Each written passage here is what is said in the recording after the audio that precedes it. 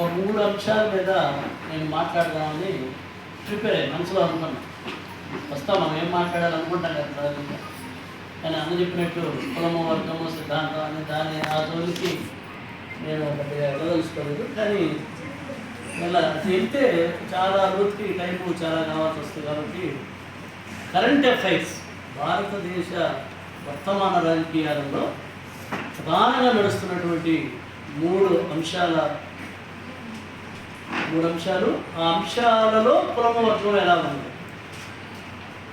అసలు ఆ అంశాలని కమ్యూనిస్టులు ఎలా చూస్తున్నారు, బౌద్ధనిస్టులు ఎలా చూస్తున్నారు, కులవర్గ పోరాటవాదులు ఎలా చూస్తున్నారు నేను దానికి సంబంధించినటువంటి విషయాల్ని నేను విశ్లేషణ చేయడానికి ప్రయత్నం చేస్తాను. ముఖ్యంగా మొదటి అంశం ఏమిటి, దేశ రాజకీయాల్లో ప్రధానంగా చర్చ జరుగుతున్నటువంటి ఒకటి కుల జనగణన. ఇది దేశవ్యాప్తంగా అందరికీ చర్చ జరుగుతుంది. రెండవది సనాతన ధర్మం. ఇది కూడా రెగ్యులర్గా నిద్రలేస్తే పేపర్లలో సనాతన పరిరక్షణ, సనాతన వ్యతిరేక 2 రకాల చర్చలు అనేవి చాలా సీరియస్గా జరుగుతాయి. ఇది రెండవది. మూడవది ఫ్యాసిజం మీద 3వ చర్చ జరుగుతాం. ఈ 3 చర్చలని 3 అంశాలని కులవర్గ పోరాటవాదులుగా లేదా మార్క్స్ అంబేద్కరిస్టులుగా మనం ఎలా చూడాలి, ఇతరులు ఎలా చూస్తున్నారు, వాళ్ళకి మనకు ఉన్నటువంటి తేడా ఏమిటి అనే దాన్ని మనం ఇవాళ మాట్లాడడానికి నేను మీకు వివరించడానికి ప్రయత్నం చేస్తాను. మొదటిది కుల జనగణన. ఈ 3 మాట్లాడుకునే ముందు నేను ఒక చిన్న విషయాన్ని మీకు గుర్తు చేస్తాను. దాదాపు కమ్యూనిస్ట్ పార్టీలకి ప్రారంభమయ్యే భారతదేశంలో 100 సంవత్సరాలు.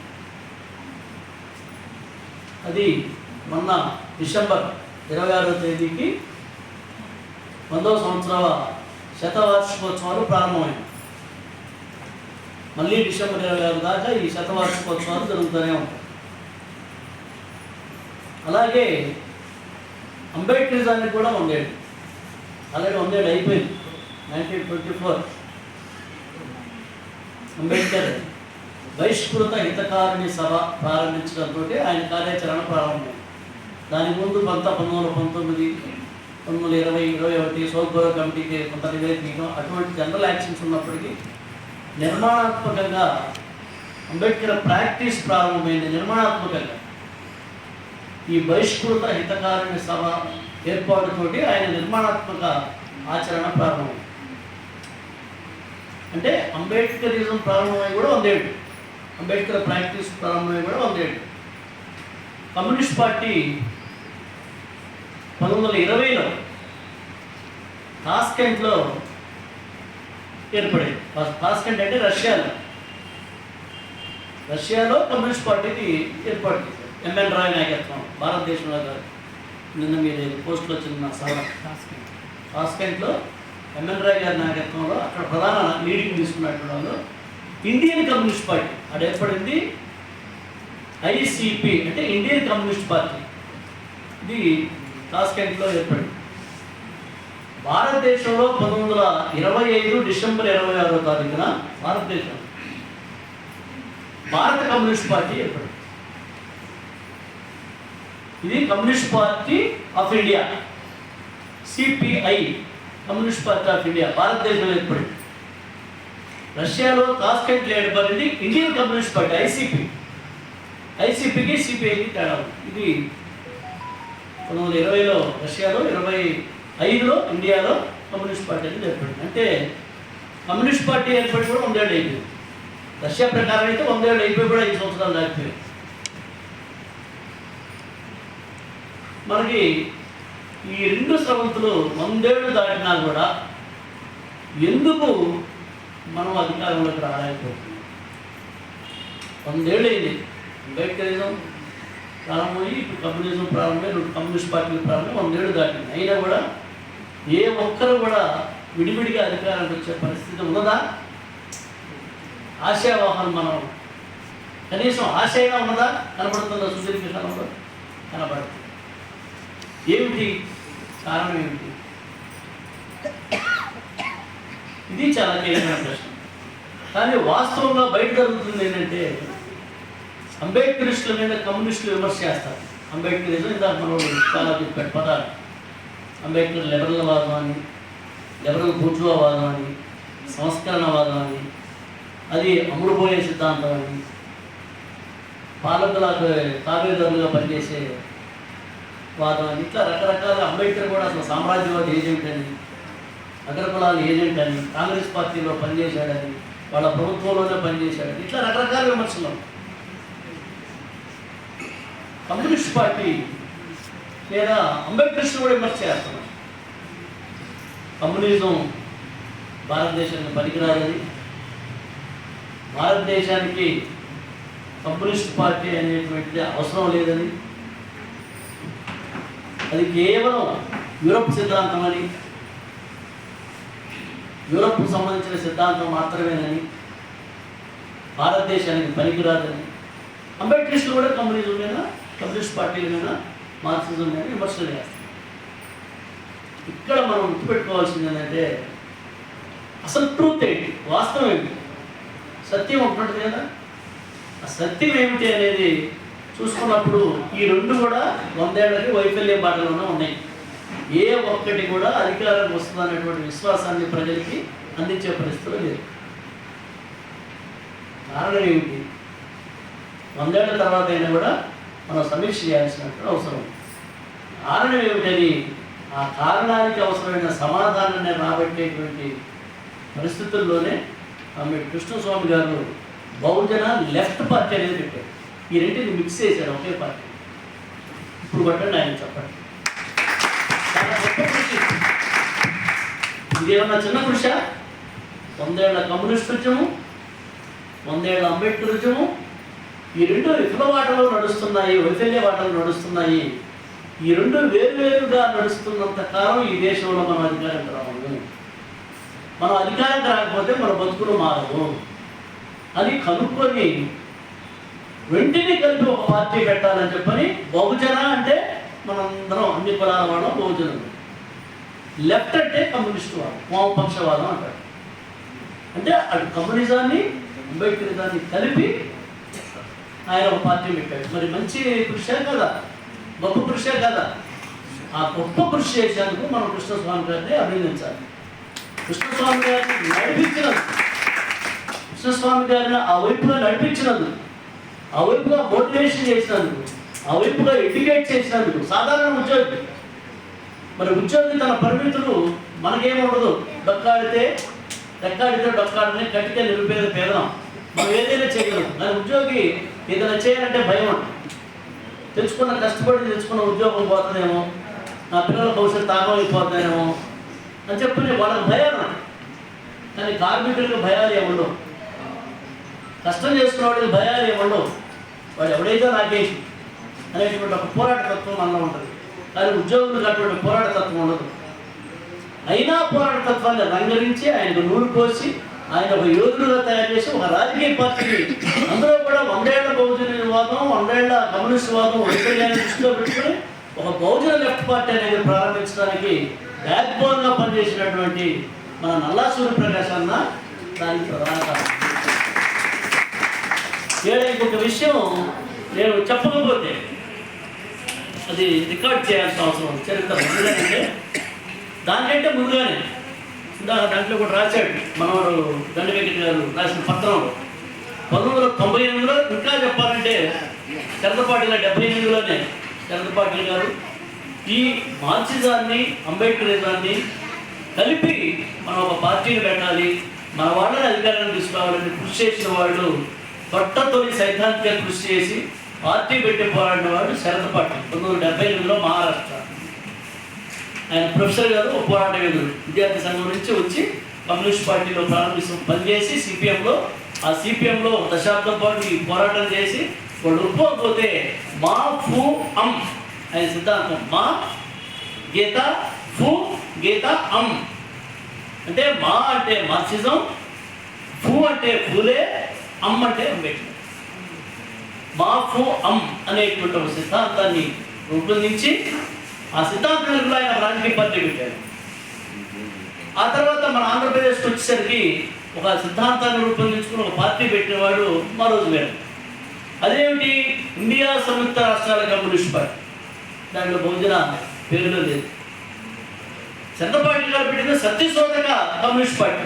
ఎందుకంటే ఆయన సత్యశోధక అనేది పూలే గారు సత్యశోధక సమాజం పెట్టాడు. పూలే గారి స్ఫూర్తితో ఆయన సత్యశోధక కమ్యూనిస్ట్ పార్టీ అని పెట్టాడు. అందులో కూడా బహుజన నేరుగా లేదు. కానీ పేరులోనే బహుజన కమ్యూనిస్ట్ పార్టీ లేదా బహుజన లెఫ్ట్ పార్టీ అనేది పెట్టడం it is the radical shift of Indian political communist politics అనేది నేను చెప్పదలుచుకున్నాను. సో పేరులోనే బహుజన లెఫ్ట్ పార్టీ బహుజన కమ్యూనిస్ట్ పార్టీ అని పెట్టడం అనేటువంటిది అది నల్లా సూర్యప్రకాశానికి మన కృష్ణస్వామానికి వాళ్ళిద్దరు ఆ క్రెడిట్ దొరుకుతుంది భారతీయ చరిత్రలో. ఇది మనం గుర్తుపెట్టుకోవాల్సిన అవసరం. చాలా ఇంపార్టెంట్ పాయింట్. ఎందుకంటే చరిత్ర రికార్డ్ అయిపోతుంది. ఆ చరిత్ర రికార్డ్ అయితే దాన్ని చెరిపోయడం అనేది ఎవరితోటి రాజ్యాంగం. అందుకని it is a historical role. సరే, ఇది విషయాలకు సంబంధించినప్పుడు ఎందుకు వైఫల్యమైనాయి అని అంటే, ఒక మనిషిని విముక్తి చేయాలి అంటే భారతదేశంలో మనుషులని విముక్తి చేయాలి అనేది అంబేద్కర్ లక్ష్యమైన అదే, కమ్యూనిస్టుల లక్ష్యమైన అదే. అవునా కదా? ఎవరిదైనా అదే కదా, మనుషుల్ని విముక్తి చేయాలి. విముక్తి చేయాలన్నప్పుడు అంబేద్కరిస్టులు ఏమంటున్నారంటే ఈ కుల విముక్తి జరగాలి అంటున్నారు. కుల నిర్మూలన ప్రధానమైన లక్ష్యంగా పెట్టుకోండి. కమ్యూనిస్టులు ఏమంటున్నారంటే వర్గ పోరాటం ద్వారా మనిషిని విముక్తి చేయాలని కమ్యూనిస్టులు అంటున్నారు. అంటే నీకున్న ఆర్థిక బాధలు పోతే కులం పోతుందనేది వాళ్ళు. అంటే వర్గ పోరాటంతో కులం పోతుందనే కమ్యూనిస్టులు పోరాటం చేస్తున్నారు. కుల నిర్మూలన జరిగితే దాని అంతటదే అన్ని రకాల దోపిడీ పోయి మనుషులు విముక్తి అవుతారని చెప్పని అంబేద్కరిస్టులు చెప్తున్నారు. నిజానికి ఒక మనిషిలోనే ఈ రెండు వేరు వేరు ఉన్నాయా, లేకపోతే ఒక మనిషిలోనే ఉన్నాయా ఇవి? నువ్వే పేదవాడిని, నువ్వే ఫలానా వీడికి కులపడు, నువ్వే ఆయన అన్న, ఆయన వెనుకల ఆయన ఒక ఉద్యోగిగా డిప్రెషన్ గురయ్యాడు, క్యాస్ట్ డిప్రెషన్కి గురయ్యాడు. అంటే కులం ఆయనకు కూడా ఇంపాక్ట్ పడింది. రాష్ట్రపతి కేఆర్ నారాయణ కూడా ఇంపాక్ట్ పడింది. ఇవాళ రాష్ట్రపతిగా నేను పనిచేస్తున్నట్టు ముర్ము కూడా ఎఫెక్ట్ పడింది. కులం అనేటువంటి దానికి మామూలు గ్రామీణ పొలంలో పుట్టేటువంటి కూలి చేసుకునేటువంటి వాళ్ళ కాడి నుంచి అత్యున్నత రాష్ట్రపతి పదవి దాకా కులం అనేది వదలదు. ఎందుకు? అద్వానీ గారు ఆయన ఒక ఎంపీ కూడా కాదు, ప్రజెంట్. కాకపోతే బీజేపీ మాజీ రాష్ట్ర జాతీయ అధ్యక్షుడిగా పనిచేశారు. ఈ అద్వానీ గారు నరేంద్ర మోడీ గారు ఇద్దరు కూర్చొని రాష్ట్రపతి నిలబెట్టి మాట్లాడారు. ఇది క్యాస్ట్ డిస్క్రిమినేషన్ ఈ దేశం. ఎందుకంటే ఆమెకు గిరిజన తెగకు సంబంధించిన రాష్ట్రపతి అంటే ఈ దేశం మొట్టమొదటి పౌరులు 140 కోట్ల పౌరురాలు ఎవరు? తొలి మెంబర్ ఎవరు ఇండియాలో? తొలి సిటిజన్, తొలి పౌరురాలు రాష్ట్రపతి. రాష్ట్రపతి తర్వాతే అందరూ ప్రధానమంత్రి అని ఎవరైనా. కాబట్టి అత్యున్నత పౌరురాలైనటువంటి భారత రాష్ట్రపతిని నిలబెట్టి అద్వానీ నరేంద్ర మోడీ ఇద్దరు మాట్లాడారు అంటే క్యాస్ట్ డిస్క్రిమినేషనే కాదా, కుల వివక్షత కాదా? అది కేఆర్ నారాయణని ఎదుర్కొన్నాడు మాజీ రాష్ట్రపతి. ఎందుకంటే ఆయన ఎస్సీ కమ్యూనిటీ చెందినవాడు. ఇవాళ ముర్ము గారు ఎదుర్కొన్నారు, ఆమె ఎస్టీ గిరిజన తెగకు సంబంధించిన ఆమె. అంటే కులం అనేటువంటిది ఏ స్టేజీలో ఉన్నా కూడా కుల వివక్షత, దాని తాలూకా అణిచివేత, అసమానతలు, పీడనలు కొనసాగుతూ ఉంటాయని దానికి సాక్ష్యాలు. అంటే ఒక మనిషిలో కులము, ఆ మనిషిలోనే పేదరికం, రెండు కలిసే ఉన్నాయి. ఈ రెండు వేరువేరా కాదు. ఈ చాలా చిన్న విషయాన్ని దీన్ని ఒక మనిషిలోనే నువ్వే కులము, నువ్వే పేదవాడు, కులం కారణంగా పేదవాడు, కులం కారణంగా నువ్వు పేదవాడుగా నువ్వే కాదు, నీ తాత, మీ నాన్న వాళ్ళు, మీ తాతలు, మీ తాత ముత్తాతలు, ఇలా మన తాత తరాల నుంచి తరతరాలుగా మనం పేదవాళ్ళుగానే బ్రతకడానికి కులం అనేటువంటి ఒక కారణంగా మనం ఉన్నాం. ఈ కులం అనేటువంటి వివక్షత గురయ్యారు, మన తాతలు గురయ్యారు, మన తాతలు దాడులకు గురయ్యారు, మన తాతలో తండ్రులు అణచివేతలకు గురయ్యారు, పీడనలకు గురయ్యారు, వాళ్ళ మీద దాడులు జరిగినాయి, ఇవాళ కూడా దాడులు జరిగింది. కాబట్టి ఆ కులం కారణంగా కూడా పేదరికాన్ని అనుభవించారు, మనం కూడా పేదరికాన్ని అనుభవిస్తున్నాం. కాబట్టి ఈ కులము వర్గం అనేటువంటి రెండు కలగలిసే ఉన్నాయి, ఒక మనిషిలోనే ఉన్నాయి తప్ప ఈ రెండు వేరు అంశాలు కాదు, కానీ వేరు అంశాలుగా వేరువేరుగా చూస్తున్నారు. వేరువేరుగా చూసి వేరువేరుగా పోరాటాలు నడుస్తాం. దీన్ని కనుక్కున్నాడు, ఈ సీక్రెట్ని కనుక్కున్నారు. కృష్ణస్వామి గారు చేసిన పని ఏంటి? ఈ సీక్రెట్ని అన్న నల్లాసుర ప్రకాశ్ అన్న లేదా కృష్ణస్వామి గారు కనుక్కున్న పని ఏంటంటే, ఈ రెండు వేరువేరు కాదురా బాబు, ఈ రెండు ఒకే మనిషిలోనే ఉన్నాయి. నువ్వే కులము, నువ్వే వర్గము. కాబట్టి నిన్ను విముక్తి చేయడం అంటే నీలో ఉన్న కులాన్ని పోగొట్టాలి, నీలో ఉన్న పేదరికాన్ని పోగొట్టాలి అని చెప్పని వాడు కనుక్కొని ఈ బహుజన లెఫ్ట్ పార్టీ అనేది పెట్టారు. సో ఇది ఎంత గొప్ప పని ఇది కనుక్కోవడం. కాబట్టి ఒకసారి అన్నగారికి కృష్ణస్వామి అన్నగారి ఇద్దరికి హ్యాట్స్ ఆఫ్ చెప్పండి. ఇకపోతే ఇప్పుడు కమ్యూనిస్ట్ పార్టీకి 100 ఏళ్ళు వస్తున్నాయి కాబట్టి కమ్యూనిస్ట్ పార్టీ కూడా చాలా పెద్ద ఎత్తున మనం చర్చ చేయాల్సిన అవసరం ఉంది. ఇటు అంబేద్కర్ విషయంలో కూడా మనం చర్చ చేయాల్సిన అవసరం ఉంది. దీనికోసంగా మేము మన డిసెంబర్ 26వ తేదీన ఒక కార్యక్రమం చేసి మొదలుపెట్టాము. రేపు ఫిబ్రవరి 23వ తేదీన అన్ని కమ్యూనిస్ట్ పార్టీలు, ముఖ్యంగా ఆంధ్రప్రదేశ్లో మేము కార్యక్రమం చేపట్టాం.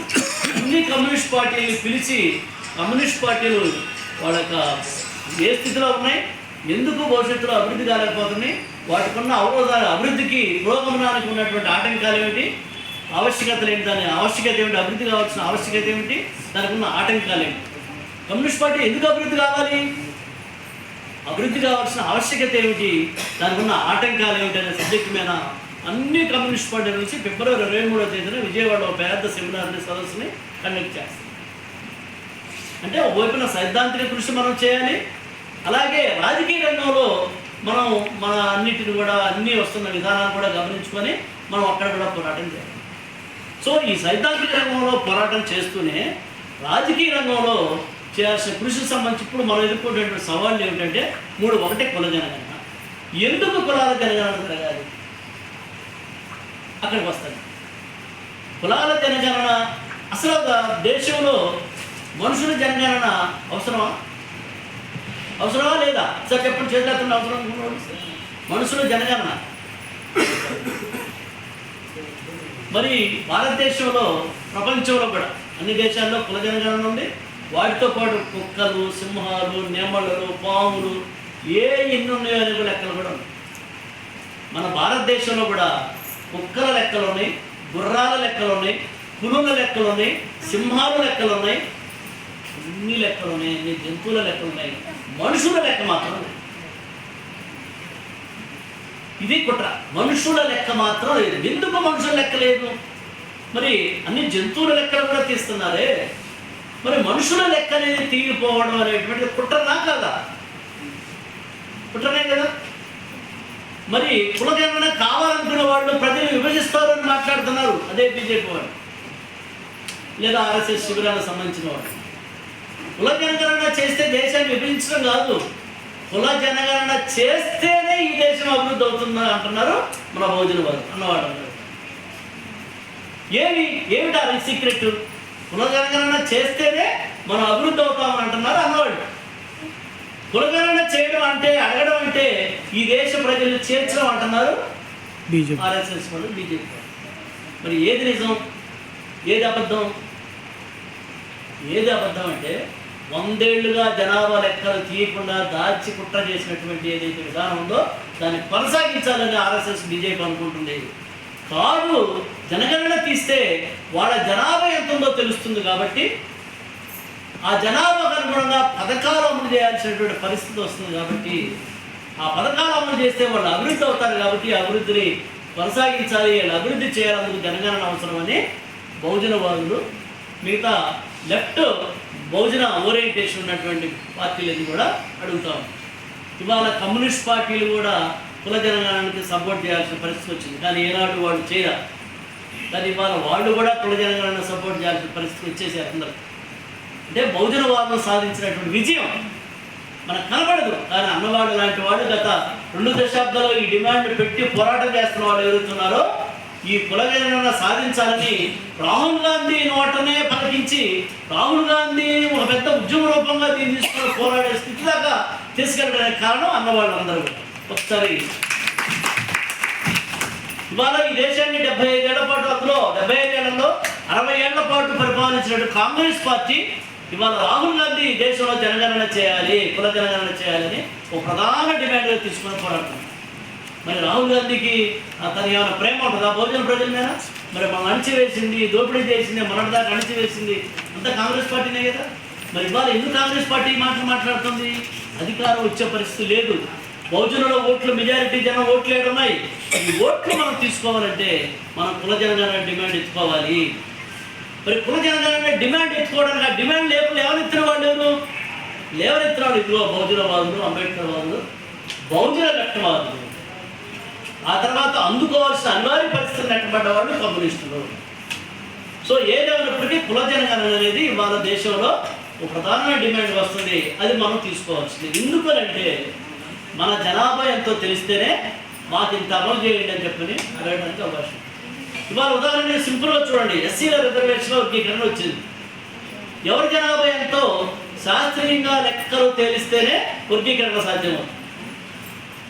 అమ్మా కొద్దిగా మీరు డిస్టర్బ్ పక్క వాళ్ళకి, ఎందుకంటే ఫోన్లు నేను ఎప్పుడో సైలెంట్లో పెట్టాను. ఈ ఫోన్ అనేది మనలే కాదు మన పక్క వాళ్ళని కూడా సెడగొట్టేసి నాకు యాక్చువల్గా చాలా అర్జెంట్ కాల్ ఉంది, అయినా కూడా సార్ సైలెంట్లో పెట్టాను. ఎందుకు చాలా నాకు అర్జెంట్ కాదు, అది అంత అర్జెంట్ కాదు, అయినా కూడా సైలెంట్లో పెట్టాను. మరి మీరు సైలెంట్లో పెట్టకపోతే మీరు పక్క వాళ్ళు డిస్టర్బ్ అవుతారు. కాసేపు మీరు ఇక్కడ కేంద్రీకరించండి, సైలెంట్లో పెట్టండి. ఓకే, సో ఇప్పుడు నేను డిస్టర్బ్ అయ్యాను చూడండి, మీ వల్ల నేను డిస్టర్బ్ అయ్యాను. నేను ఎక్కడ దాకా వచ్చానో నేనే మర్చిపోయాను. కాబట్టి నాకు ఆ మతిమరుపు కూడా ఉంది. కాబట్టి దయచేసి నన్ను మతిమరుపు చేయబాకండి, కొద్దిగా డిస్టర్బ్ చేసా.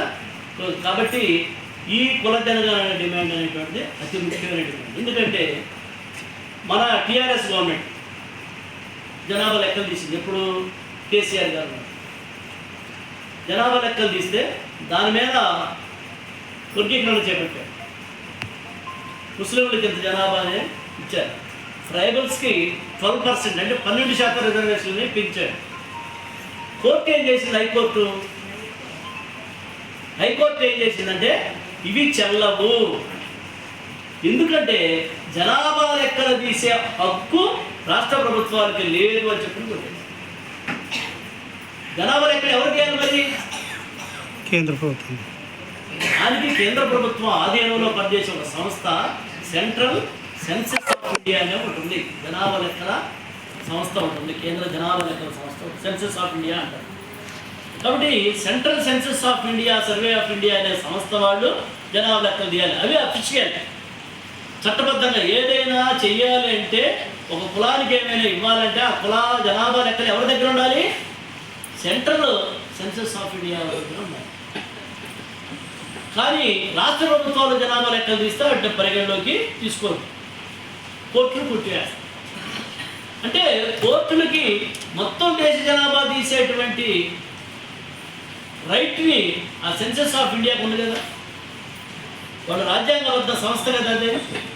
వాళ్ళు జనాభా లెక్కలు తీస్తే మనకు ఆటోమేటిక్గా మనకు కావాల్సినటువంటి హక్కులను మనం కోర్టులో కనుక ఇస్తే మనం ఇవి పొందడానికి అవకాశం. మనకు జనాభా లెక్కలే లేవనుకోండి, మనం ఒకటి ఏదైనా కావాలో హక్కు కావాలని అడుగుతాం. మా తండాలో మా రాజ్యం అని ఉదాహరణకి వాళ్ళు అడిగారు. రేపొద్దున్నే మా పల్లెలో మాకు, మా వాడలో మాకు మా రాజ్యం కావాలని ఎస్సీలు అడుగుతారు అనుకుంటున్నాం. మరి ఎస్సీలు జనాభా కావాలి కదా. లేదు ఎస్సీలో బీసీలో ఉన్నటువంటి కుమ్మరి కులం, ఒక మంగళ కులం, ఒక చాకర కులం అడుగుతారు అనుకోండి, వాళ్ళ జనాభా కావాలి కదా. నీకు ఎంత ఇవ్వాలి? బీసీలో ఏబిసిడీలు ఉన్నాయి. ఏబిసిడీలు కాకుండా ఇంకా కూడా కింద ఉన్నటువంటి మైనారిటీ బీసీ కులాలు, చాకలి, కుమ్మరి, మంగళి లాంటి, ఇంకా బుడబొక్కల, కోసంగి లాంటి చాలా కులాలు ఉన్నాయి. బీసీ ఇంకా మైనారిటీ కులాలు, ఎనబడి కులాలు, లాంటి చాలా కులాలు. మరి వాళ్ళకి మా ప్రత్యేకంగా మళ్ళీ అందులో సబ్ క్లాసిఫికేషన్ కావాలని పోరాటం చేయాలంటే వాళ్ళ జనాభా లెక్కలు కావాలి కదా. కాబట్టి జనాభా లెక్కలు లేకపోతే ఏది అమలు చేయడానికి ఈ దేశంలో అవకాశం లేదు. కాబట్టి జనాభా లెక్కలు తీస్తేనే మన అభివృద్ధి ఉంది. దేంతో ముడిపడి ఉంది? మన అభివృద్ధి దేంతో ముడిపడి ఉంది? మన జనాభా లెక్కలతో ముడిపడి ఉంది. ఏ పథకం అమలు చేయాలన్నా మనకి జనాభా లెక్కలు కంపల్సరీ. కాబట్టి జనాభా లెక్కలు తీయకుండా 100 ఏళ్లుగా 1931లో బ్రిటిష్ వాళ్ళ గవర్నమెంట్లో బ్రిటిష్ వాళ్ళు చేశారు జనాభా లెక్కలు. మళ్ళీ భారత ప్రభుత్వం అధికారంకి వచ్చిన తర్వాత ఇంతవరకు జనాభా లెక్కలు తీయలేదు. కులాల వారీగా జనాభా లెక్కలు, మామూలు జనాభా లెక్కలు 10 ఏళ్ళకి ఒకసారి చేస్తుంటారు. మొత్తం జనాభా ఎంత ఉన్నారో తీస్తుంటారు. కానీ ఏ కులం ఎంతమంది ఉన్నారు అనేది ఇంతవరకు జనాభా లెక్కలు తీయాలి. దాన్నే కుల జనగణన అంటారు. కాబట్టి కులాల జనగణన ఏ కులం ఎంత ఉందనే జనాభా లెక్కలు తీయకపోవడానికి, రిజర్వేషన్ వర్గీకరించడానికైనా ఇంకోటి స్కీమ్స్ అమలు చేయడానికైనా జనాభా లెక్కలు కంపల్సరీ. కాబట్టి జనాభా లెక్కలు తీయకపోతే మనకి అభివృద్ధి అనేదానికి లేకుండా ఆగిపోతాం. కాబట్టి 100 ఏళ్లుగా మనకి జనాభా లెక్కలు రాకుండానే తీయకుండానే మన అభివృద్ధికి సరైన పథకాలు ఇంప్లిమెంట్ చేయకుండా చేస్తున్నటువంటి కుట్ర. ఎంత కుట్ర అండి ఇది? ఎంత కుట్ర చెప్పండి? కుట్రనా కాదా? మరి ఇప్పుడు జనాభా లెక్కలు తీయాలి అని అడుగుతున్నటువంటి వాళ్ళు కుట్రదారులా, విభజనవాదులా, దేశ విచ్ఛిన్నం చేసేవాళ్ళ?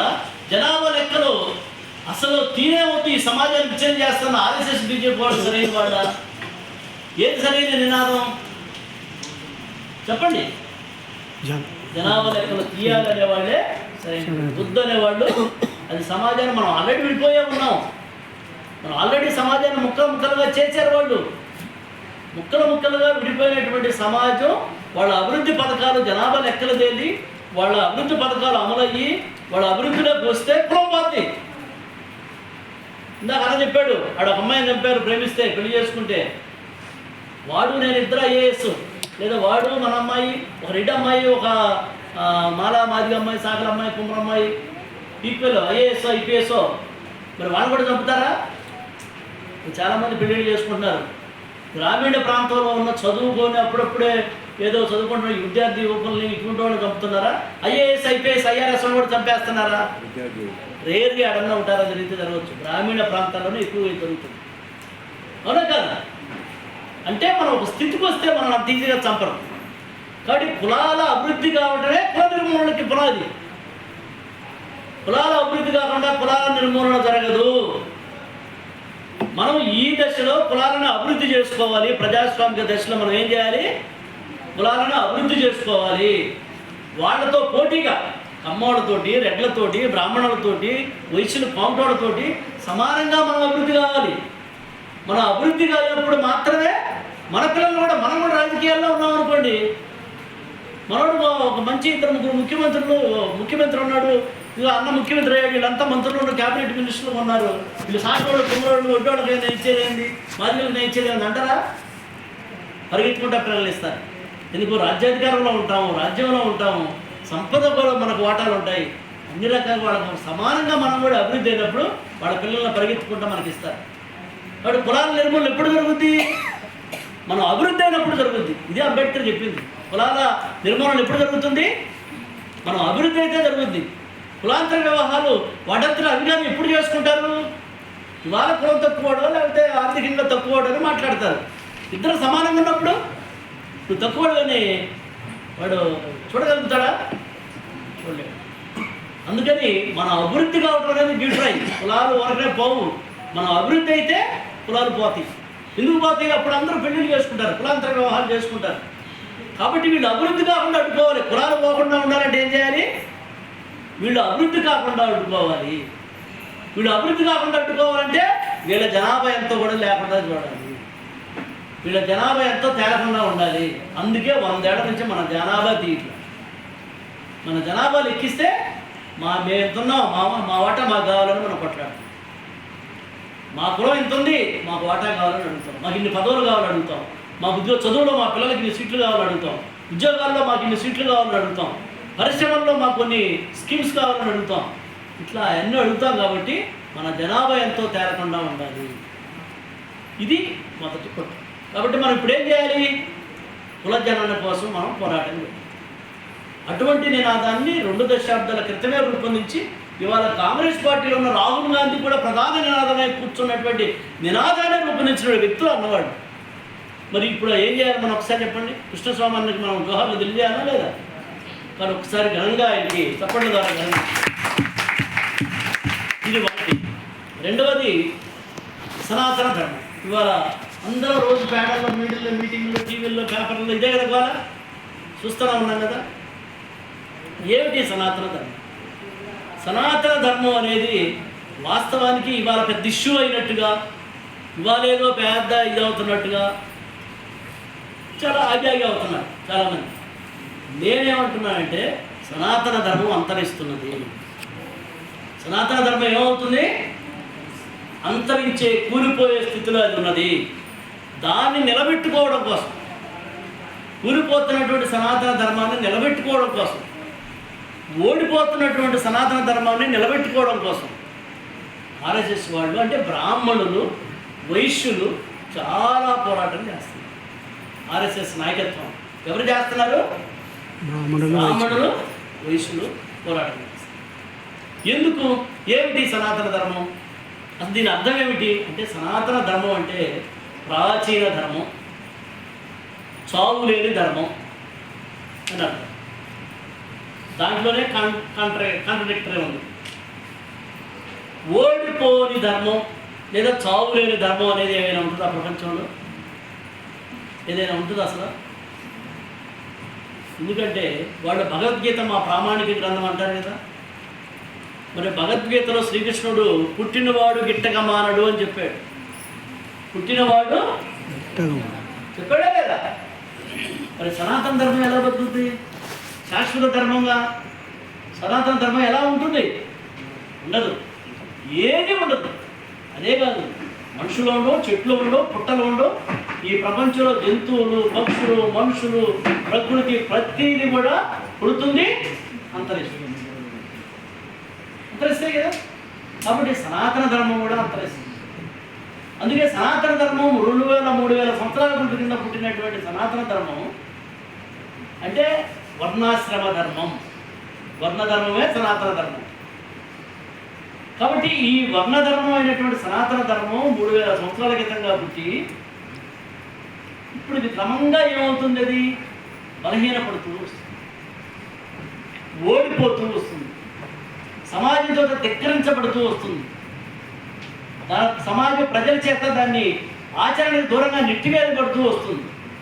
అందుకే దాన్ని తిరిగి బతికించుకోవడం కోసం, దాన్ని నిలబెట్టుకోవడం కోసం చాలా ప్రయత్నం చేస్తున్నారు ఆర్యులు, వైశ్యులు, ఆర్ఎస్ఎస్ నాయకత్వం. ఉదాహరణకి సనాతన ధర్మం ఏం చెప్పింది? ఇందాక సార్ చెప్పాడు, అన్న కూడా గుర్తు చేశాడు ఒకసారి. శూద్రులు చదువుకోకూడదు, శూద్రులు సంపద కలిగి ఉండకూడదు, శూద్రులు అధికారాన్ని వేలకూడదు, అధికారానికి రాకూడదు. ఇది సనాతన ధర్మం చెప్తే. ఎవరికైనా నిద్ర వస్తుంది ఒకసారి చెప్పండి, కొట్టండి. నిద్రపోయేవాడు నిద్రపోతాడు. శూద్రులు చదువుకోకూడదు, శూద్రులు సంపద కలిగి ఉండరాదు, శూద్రులు అధికారానికి రాకూడదు. ఈ 3 సనాతన ధర్మం చెప్పింది. మరి మీరంతా అంగీకరిస్తారా? శూద్రులు అంటే మనమే, ఎస్సీలు, బీసీలు, ఎస్టీలు. శూద్రులు అంటే ఎవరు? ఎస్సీలు, ఎస్టీలు, బీసీలు. మరి శూద్రులు చదువుకోకూడదని సనాతన ధర్మం చెప్తుంది. అంగీకరిస్తారా? కొన్ని అంగీకరించారా? శూద్రులకు సంపద ఉండకూడదని చెప్తుంది, సంపద లేకుండా చేసింది. కానీ మాకు సంపద కావాలని మనం పోరాటం చేశాం. మన తరఫున పూజే మహాత్ముడు పోరాటం చేశాడు, పెరియార్ రామస్వామి పోరాటం చేశాడు, బసవేశ్వరుడు పోరాటం చేశాడు, కబీర్ పోరాటం చేశాడు, నారాయణ గురు పోరాటం చేశాడు, పూలే మహాత్ముడు పోరాటం చేశాడు, అంబేద్కర్ పోరాటం. వీళ్ళందరి పోరాట ఫలితంగా మనం కూడా చదువుకోవాలి, మనకు కూడా ఆస్తు సంపాదించుకునే హక్కుని, మనం కూడా రాజ్యాధికారంలో వాటా కలిగి ఉండే హక్కుని తెచ్చుకున్నాం. ఇప్పుడు సనాతన ధర్మం ఏమవుతుంది? ఏమైంది ఇక్కడ? సనాతన ధర్మం ఏం చెప్పింది? మీకు ఈ 3 ఉండొద్దని చెప్పింది. కానీ ఈ 3 సాధించుకున్నాం మనం అంబేద్కర్ నాయకత్వాన్ని. మరి ఏమైంది సనాతన ధర్మం అప్పుడు? అక్కడ ఏమైంది? ఓడిపోయి. ఆ 3 మనకు వద్దని చెప్తుంది కదా సనాతన ధర్మం, కానీ మనం తెచ్చుకున్నాం. కానీ మాకు వద్దండి ఇవన్నీ, సనాతన ధర్మాన్ని పరిరక్షించండి అంటున్నారు కదా. మాకు వద్దండి, మాకు విద్య వద్దండి, మాకు చదువులు వద్దండి, మాకు ఉద్యోగాలు వద్దండి, మాకు రాజకీయం వద్దండి, పదవులు వద్దండి అని మనం అందరూ అనగలమా? మనం ఆ విధమైనటువంటి పోరాటం చేయగలమా? కానీ సనాతన ధర్మంలో వాడు పరిరక్షణ మాట్లాడుతూ ఉన్నాడు. How to possible? ఎలా సాధ్యం అది? ఒకటి. రెండవది శూద్రుడు అయిపోయింది. స్త్రీల పైన హింస పునాదిగా, అణచివేతల పునాదిగానే సనాతన ధర్మం పెట్టింది. స్త్రీలు అణచివేత లేకపోతే అసలు సనాతన ధర్మమే బ్రతకదు, వర్ణాశ్రమ ధర్మమే బ్రతకదు. స్త్రీలు శూద్రుల కంటే, శూద్రులతో సమానం లేదా ఇంకా తక్కువ స్థాయి, అల్మస్థాయి. ఎందుకు? స్త్రీలు చదువుకోకూడదు. ఈ మూడు వాళ్ళకి వచ్చేస్తాయి. వాళ్ళు చదువుకోకూడదు, స్త్రీలకి ఆస్తి ఉండకూడదు, స్త్రీలకి రాజ్యాధికారంలో వచ్చినాయి. ఈ మూడుతో పాటు అదనంగా స్త్రీ హింస పునాదిగా ఎందుకంటున్నానంటే, నేను అంటాను కదా, అంబేద్కర్, బాబాసాహెబ్ అంబేద్కర్ ఏం చెప్పాడంటే, స్త్రీని చాలా క్రూరంగా హింసించారు. ముఖ్యంగా బ్రాహ్మణ స్త్రీలు ముందు వాళ్ళే అమలు చేశారు.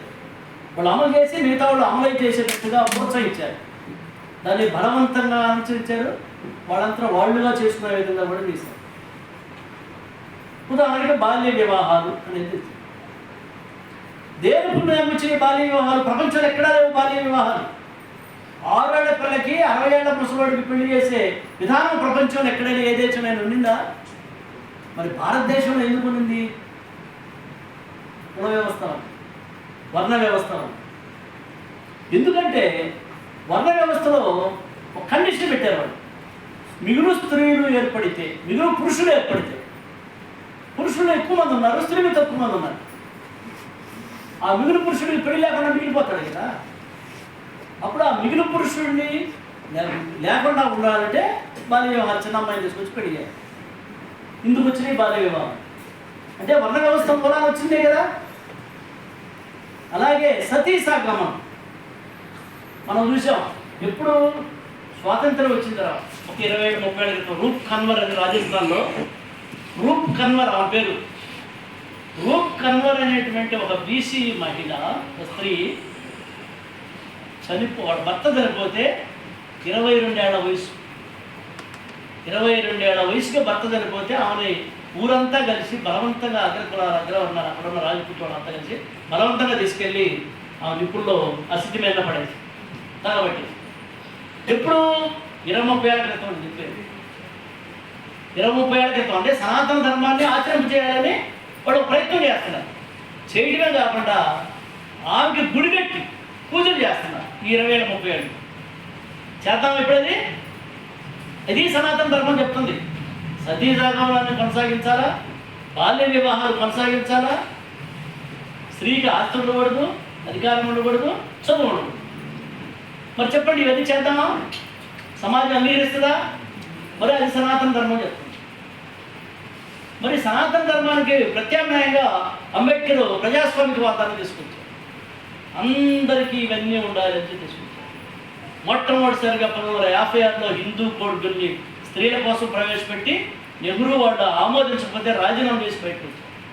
ఆ తర్వాత అంబేద్కర్ బయటకు వచ్చినాక వాళ్ళ కులంలో ఉండే స్త్రీలతో వాళ్ళ ఒత్తిడి పెరిగి ఆ బ్రాహ్మణ స్త్రీలు, ఆ వైశ్య స్త్రీలు, ఆ కమ్మ, ఆ రెడ్డి, ఆ చెత్త క్షత్రియులు, రాజపుట్లు వీళ్ళంతా ఒత్తిడి చేస్తే, బఠాన్లు అంతా ఒత్తిడి చేస్తే వాళ్ళ స్త్రీల దెబ్బకు తట్టుకోలేక స్త్రీలకి ఏంటి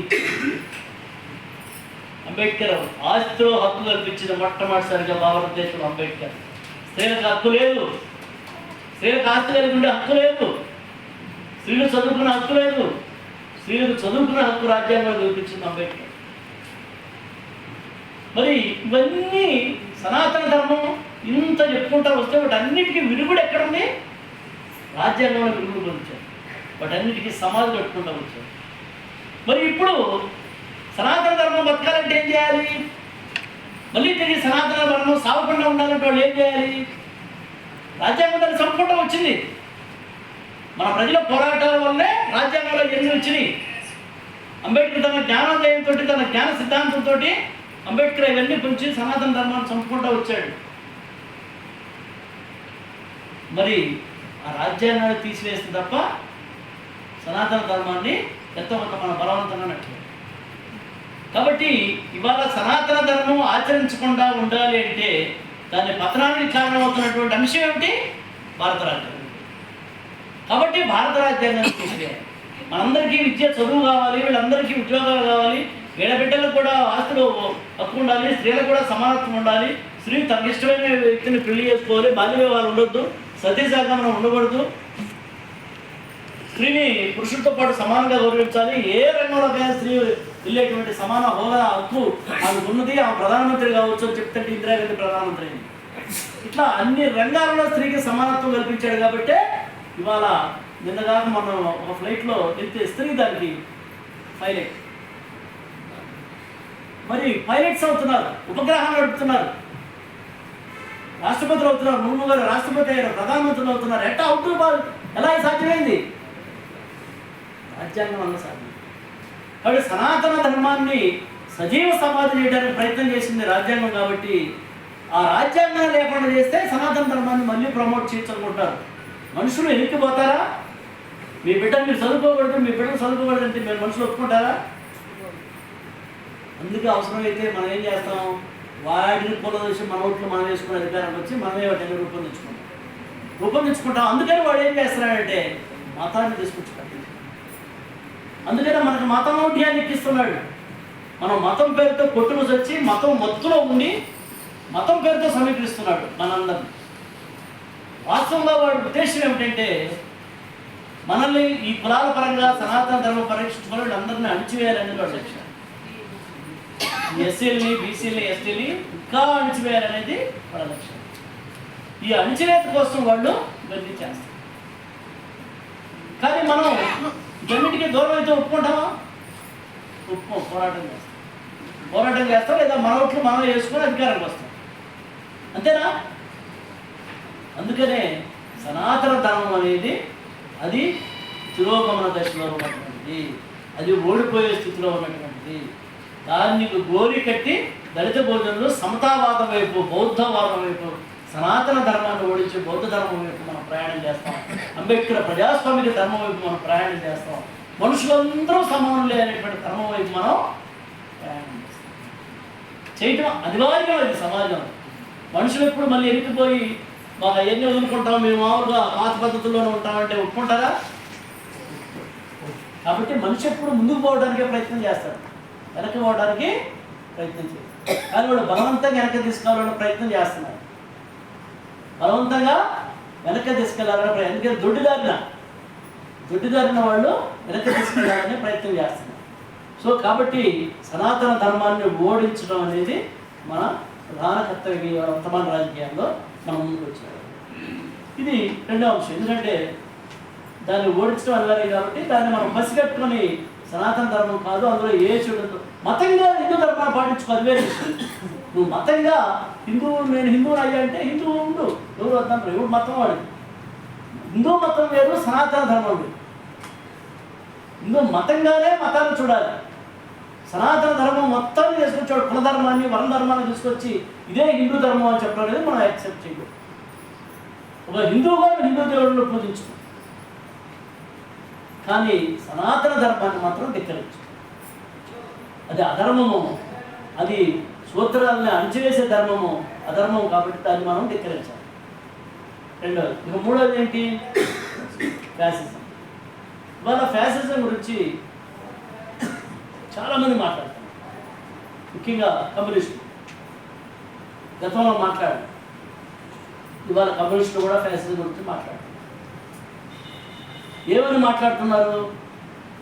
హిందూ ఫ్యాసిజం అని మాట్లాడుతున్నారు, హిందుత్వం అని కూడా మాట్లాడుతున్నారు. మొన్ననే ఈ నెలలో, బహుశా ఈ నెలలో డిసెంబర్ అనమాట, లాస్ట్ వీక్లో ఇదే సుందరయ్య విజ్ఞాన కేంద్రంలో ఫ్యాసిజం మీద 5 రోజుల సెమినార్ జరిగింది. 5 days ఫ్యాసిజం మీద 5 రోజుల సెమినార్ జరిగింది. కమ్యూనిస్ట్ పార్టీలు 3-4 పార్టీలు కలిపి చేసి నేషనల్ సెమినార్ పెట్టారు ఫ్యాసిజం మీద. సో వాళ్ళు ఏమన్నారు, దాంట్లో హిందుత్వం అని మాట్లాడారు. హిందూ ఫ్యాసిజం, హిందుత్వ ఫ్యాసిజం అని మాట్లాడారు. నిజంగా ఇక్కడ మనం చాలా గమనించుకోవాల్సిన అన్నవాళ్ళు చేసిన కృషి ఏంటంటే మనం గమనించాల్సింది ఏంటంటే 2001లో గుజరాత్లో ఒక పెద్ద మారణకాండ జరిగింది. అందరూ గుర్తుందా? నరేంద్ర మోడీ సీఎంగా ఉన్నాడు. ఆ కాలంలో పెద్ద మారణకాండ జరిగింది. ఆ సందర్భంగా చాలా పుస్తకాలు వేసి అందరూ ఈ కమ్యూనిస్టులు అనే వాళ్ళందరూ కూడా ఏమైతారంటే ముస్లింల పైన హిందూ మతోన్మాదుల దాడి, హిందూ మతోన్మాదుల దాడి, మతతత్వ దాడి అనేసి. మతతత్వం చాలా జాగ్రత్తగా గమనించండి, మతతత్వ దాడి అని. అప్పుడు ఈ 2 దశాబ్దాల తర్వాత కానీ మేము ఆల్రెడీ ఏం చేసామంటే ఇట్ ఈస్ ఏ హిందుత్వ దాడి అని. గుజరాత్లో హిందుత్వ దాడి చాలా తీవ్రంగా జరుగుతూ ఉన్నది. అది ఒక మోడల్ అని ఒక ప్రచారం చేస్తున్నారు. ఏ మోడల్ అంటే హిందుత్వ మోడల్. అది గుజరాత్లో జరుగుతుంది. నరేంద్ర మోడీ ఒక దేశానికి ఒక మోడల్ స్టేట్ తయారవుతుందని ఒక దుష్ప్రచారాన్ని చేశారు. యాక్చువల్గా ఏ మోడల్ అంటే హిందుత్వ మోడల్. ఏమిటి హిందుత్వం అంటే? మరి ఆనాడు మేము హిందుత్వం అన్నప్పుడేమో హిందూ మతతత్వ దాడి అన్నారు. మరి వారి వాళ్ళు హిందుత్వ ఫ్యాసిజం అని మాట్లాడుతున్నారు. మరి తెలుసుకొని మాట్లాడుతున్నారా, అర్థమై మాట్లాడుతున్నారా, హిందుత్వాన్ని ఏ యాంగిల్లో చూస్తున్నారు, ఏమిటి అనేది మనం ఇక్కడ ప్రశ్నించాలి. హిందుత్వ అంటే ఏమిటంటే వాస్తవానికి దాంట్లో 4 హిందుత్వ వ్యూహాలు ఉన్నాయి. హిందుత్వానికి 4 రకాల వ్యూహాలు ఉన్నాయి. హిందుత్వం అంటే కేవలం మతత్వంగానే అర్థం చేసుకొని అందరూ హిందుత్వం అంటారు, వాళ్ళు కూడా హిందుత్వాన్ని పెడుతున్నారు, హిందుత్వ ఫ్యాషన్. కానీ హిందుత్వాన్ని అర్థం చేసుకునే విధానం కాదు. క్యాస్ట్ సిస్టమ్ అర్థం కాకుండా, కుల వ్యవస్థ అర్థం కాకుండా మీకు హిందుత్వం అర్థం కాదు. కాబట్టి కుల వ్యవస్థను గుర్తించారా కమ్యూనిస్టులు? గుర్తించినప్పుడు హిందుత్వం ఎలా అర్థమవుతుంది? కుల వ్యవస్థ అర్థం కానప్పుడు హిందుత్వం అర్థం కాదు. అందుకనే వాళ్ళు చెప్పే హిందుత్వం అనేటువంటిది అర్థం కాకనే వాళ్ళు పేరు ఊరికి అందరూ అంటున్నారు కాబట్టి సమాజం వాళ్ళు కూడా హిందుత్వం అంటారు. వాస్తవానికి హిందుత్వం అంటే ఏమిటంటే కులతత్వం. ఒకటి కులతత్వం. చతుర్ముఖ వ్యూహాలు ఉన్నాయి హిందుత్వానికి. ఏమున్నాయి? చతుర్ముఖ వ్యూహాలు అంటే 4 వ్యూహాలు దాని ఉన్నాయి హిందుత్వం. ఒకటి కులతత్వం, రెండవది మతతత్వం, మూడవది కుహన భారత జాతీయవాదం, భారత జాతీయవాదం, నాలుగవది కుహన హిందూ దేశభక్తి. 3 కుహన భారత జాతీయవాదం, 3 కుహన భారత జాతీయవాదం, 4 కుహన హిందూ దేశభక్తి. కుహన హిందూ దేశభక్తి రాసుకున్నారా? 4. 1 కులతత్వం, 2 మతతత్వం, 3 కుహన భారత జాతీయవాదం, 4 కుహన హిందూ దేశభక్తి. ఈ 4 తత్వాలని నిరంతరం ఆపరేట్ చేయడమే హిందుత్వం. ఈ 4 తత్వాలని నిరంతరం ఆపరేట్ చేయడమే హిందుత్వం. దట్ ఈజ్ హిందుత్వం మీన్స్. హిందూ మతతత్వం అన్నారు. మరి హిందుత్వం అంటే ఏమిటి? హిందూ ఫ్యాసిజం అంటే అయిపోయింది కదా. హిందూ మతతత్వం ఫ్యాసిజం అంటే అయిపోయింది కదా. మరి హిందుత్వం అంటే ఏమిటి? దాంట్లో డెఫినేషన్ ఏముండదు. మభ్య పెట్టడం. వీళ్ళు కూడా హిందుత్వాన్ని రాస్తున్నారే, మనవాడు సంకలు కొట్టుకుంటారు. హిందూ మతతత్వం హిందుత్వాన్ని వాళ్ళు కూడా అట్లా రాశారండి. వాళ్ళ కల్పత్రంలో హిందుత్వాన్ని రాశారు. ఏమిటి హిందుత్వాన్ని ఎట్లా చూస్తున్నారు వాళ్ళు? ఈ 4 తత్వాలను ఆపరేట్ చేయడంగా చూస్తున్నారా? వాళ్ళ చిత్రముఖ వ్యూహాలు ఏమిటి? వాటి సారం అంటే నిరంతరం ఒక కులానికి వ్యతిరేకంగా ఒక కులాన్ని రెచ్చగొట్టడం, కులతత్వాన్ని రెచ్చగొట్టడం. అంటే నిరంతరం అణగారిన కులాలను అణిచివేయడం, అణగారిన కులాల మధ్యనే వివాదాలు పెట్టి కులాల మధ్య కొట్లాటలు, వివాదాలు రెచ్చగొట్టడం. ఇదే కులతత్వం. మరి ఈ దేశంలో మనం చూస్తున్నాం.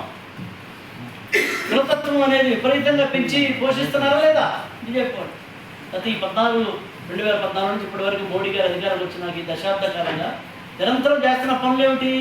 కులతత్వాన్ని రెచ్చగొట్టడం. అది ఎంతవరకు అంటే ఈ 10 సంవత్సరాల కాలం మోడీ గారు అధికారం వచ్చిన తర్వాత సంవత్సరానికి 10,000 దాడులు, హత్యలు, అత్యాచారాలు జరుగుతున్నాయి. దళితులపైన, ఎస్సీలపైన, బీసీలపైన సంవత్సరానికి ఎన్ని జరుగుతున్నాయి? 10,000 మంది స్త్రీలని లేదా మన దళిత యువకుల్ని 10,000 అత్యాచారాలు, మానవంగాలు, హత్యలు జరుగుతున్నాయి. ప్రతిరోజు కనీసం 5 చంపుతున్నారు. ప్రతిరోజు 5 స్త్రీలపై అత్యాచారాలు చేస్తున్నారు. ఎవరు వాళ్ళు? ముఖ్యంగా దళిత స్త్రీలు, ఆ తర్వాత బీసీ స్త్రీలు, ఎస్సీలు, బీసీలు, ఇంకా ఆడన్నా పోతే గిరిజనులు, ఇంకా ఆడపోతే ముస్లిమ్స్. ఎస్సీ, ఎస్టీ, బీసీ, మతమైన వీళ్ళ మీద ప్రతిరోజు అత్యాచారాలు జరుగుతుంది. నిన్ననే పేపర్లో మీరు చూసుంటారు. మంచి బట్టలు వేసుకున్నాడని ఒక కుర్రవాడిని, 22 సంవత్సరాల కుర్రవాడిని చంపేశారు. గుర్రం మీద ఊరేగాడని, పెళ్లి చేసుకునే గుర్రం మీద ఊరేగాడిన ఊళ్ళో నవత వధువును పెళ్లి దంపతులు నవ్వుకోవడం అంటారు కదా, ఏమంటారు? పెళ్లి కొడుకు, కొత్త పెళ్లి కొడుకు నవ దంపతులు కాదు, కుర్రాడు చంపేసి పెళ్లి కొడుకుని ఎందుకు గుర్రం మీద ఊరేగాడు అంటే మనం గుర్రం మీద ఊరేగదు అంటే సనాతన ధర్మం పాటించాలి కదా. చెప్పులు కూడా లేకుండా ఎక్కడో ఊరవతలు ఉండే పోలేరమ్మో అంకమ్మను లేదా ఏదో అమ్మలో దండం పెట్టుకొని రావాలి.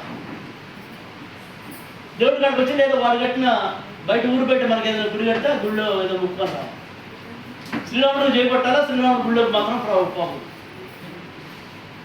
ఈ విధంగా కొన్ని వేల మందిని హత్య చేస్తారు. అంటే ఇదంతా కులతత్వమా కాదా? ఇది ప్రభుత్వ లెక్కలు, అధికారిక లెక్కలు చెప్పేది 10,000 మంది సంవత్సరానికి, నెలకు సంవత్సరాలు 10,000 మంది పర్ డే చంపుతున్నారు. ఎంత ఘోరం, ఎంత కులతత్వం అమవుతుంది చూడండి. తర్వాత మనకు పథకాలు రాకుండా చేయడం ఎంత ఘోరం అంటే మన డబ్బంతా గుంజుకుంటున్నారు.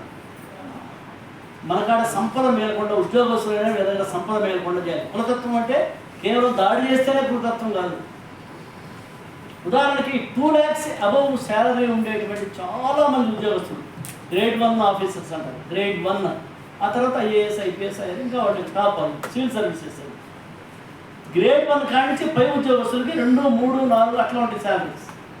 వీళ్ళందరికీ చాలా కొన్ని డిపార్ట్మెంట్స్లో 2 lakhs కట్ ఆఫ్ పెట్టారు.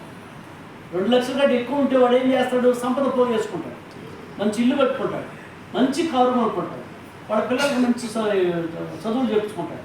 ఇవన్నీ జరగకుండా ఉండాలంటే ఏం చేయాలి? వాళ్ళకి శాలరీ కట్ ఆఫ్ పెట్టాలి. అలాగే ఉద్యోగాలలో అన్ని కాంట్రాక్ట్ సర్వీసులు ఇచ్చేస్తాయి. అన్ని కాంట్రాక్ట్ సోర్స్ ఆఫ్ జాబ్స్. అంటే కాంట్రాక్ట్ శాలరీలు ఏంటి? 50,000 లోపే ఉంటాయి. 25,000 లోపు చిన్న పోస్టులు అయితే D3, D4 అయితే 25,000 ఉంటాయి. D1, D2 అయితే 50,000 లోపే. అంటే మన ఆర్థికంగా మనకు వచ్చే ఎకనామికల్ సోర్స్ని దెబ్బతీస్తున్నాం. రెండవది, విపరీతంగా అన్ని రకాల ధరలు పెంచారు.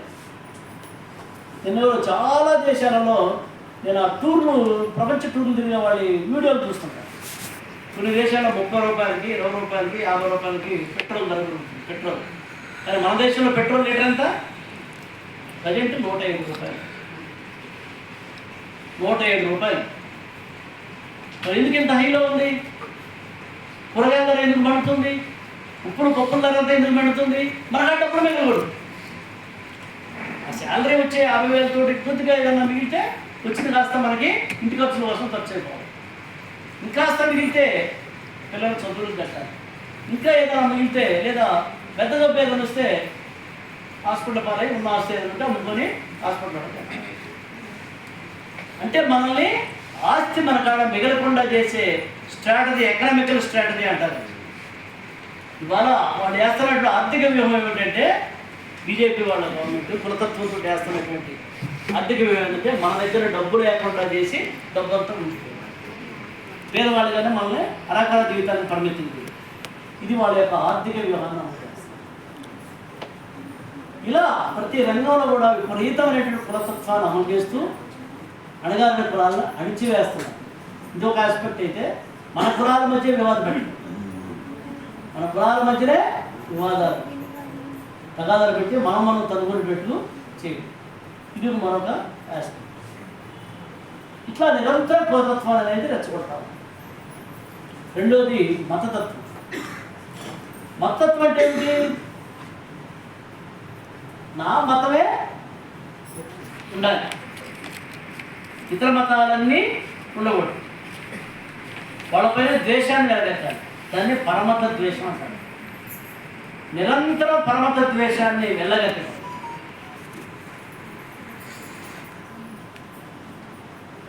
మన మతం లేదా హిందూ మతం ఇతర దేశాల్లో ఉండాలని మనం కోరుకుంటున్నప్పుడు, ఇతర దేశాల మతాలు ఈ దేశంలో కూడా ఉండాలని వాళ్ళు కోరుకోవడం తప్పులేదు కదా.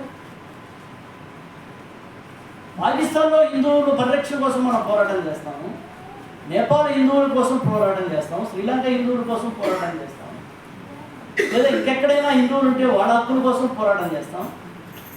కానీ ఇక్కడ ఉండేటువంటి మైనారిటీల హక్కుల కోసం మనం పోరాటం చేద్దాం. వాళ్ళంతా ఉండకూడదు, ఈ మతాలన్నీ ఉండకూడదు. ఉంటే పోతే పాకిస్తాన్ కొట్టి లేదంటే కబరస్థానం పంపిస్తాం, పోతే పాకిస్తాన్ కొట్టి లేదంటే కబరస్థానం పంపిస్తాం, అంటే శ్మశానానికి పంపిస్తాం. ఇది బీజేపీ వాళ్ళ నినాదం. మరి ముస్లిమ్స్ మరి ఈ దేశంలో పుట్టి పెరిగిన వాళ్ళే.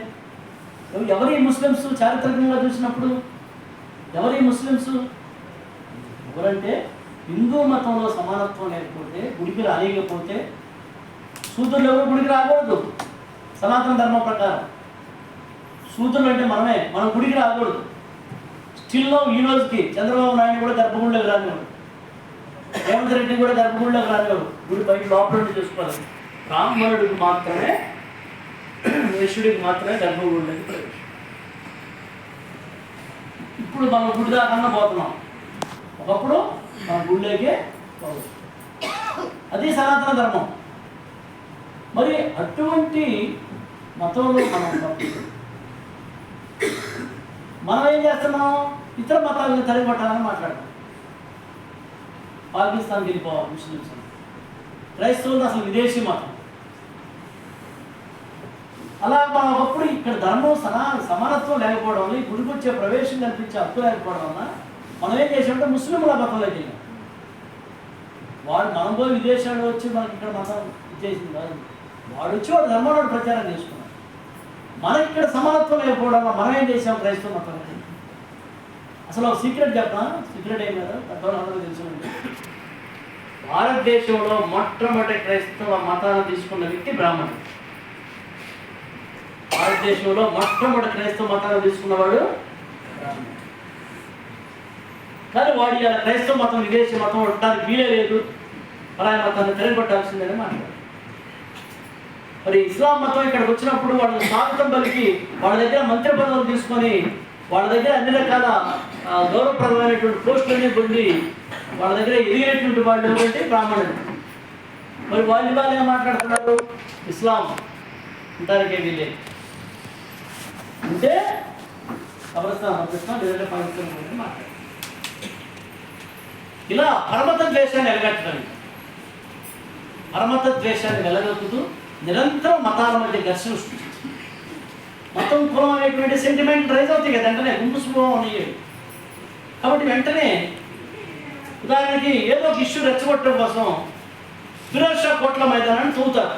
పాకిస్తాన్ వాళ్ళు ఇక్కడ ఆడటానికి లేదు, పాకిస్తాన్ వ్యతిరేకతలు పెరిగింది పోరాడు. టిప్పు సుల్తాన్ ఉత్సవాలు జరగడానికి లేదని చెప్పని ఆ టిప్పు సుల్తాన్ విగ్రహాన్ని తగలబడతారు. వెంటనే టిప్పు సుల్తాన్ వ్యతిరేకత అనేది పోయి ఇంకో చోట ఒక ముస్లిం కుర్రవాళ్ళు కొడతారు. వెంటనే అక్కడ ఒకసారి ఫాస్ట్ కొడతారు, లేదా కొంతమంది